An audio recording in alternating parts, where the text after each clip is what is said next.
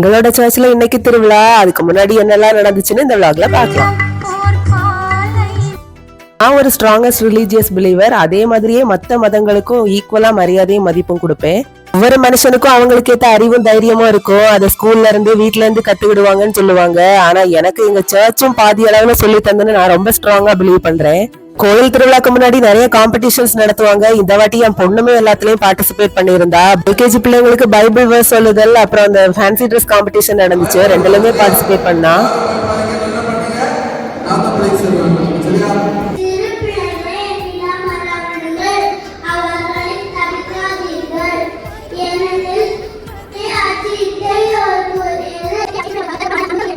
அடுத்தது fancy dress competition தான். நீங்களே கண்டுபிடிங்க. தெரிஞ்சா என்ன கேரக்டர்னு கமெண்ட் பண்ணுங்க.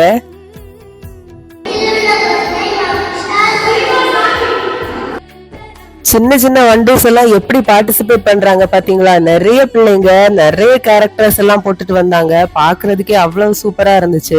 பிள்ளைங்க இதுல எல்லாம் பார்ட்டிசிபேட் பண்றதுனால அவங்க ஸ்கூலையும் தாண்டி அவங்களுக்கு ஒரு தைரியம் வரும். திருவிழாக்கு முன்னாடி 3 நாள் நற்செய்தி பெருவிழா ரொம்ப நல்லாவே நடந்துச்சு.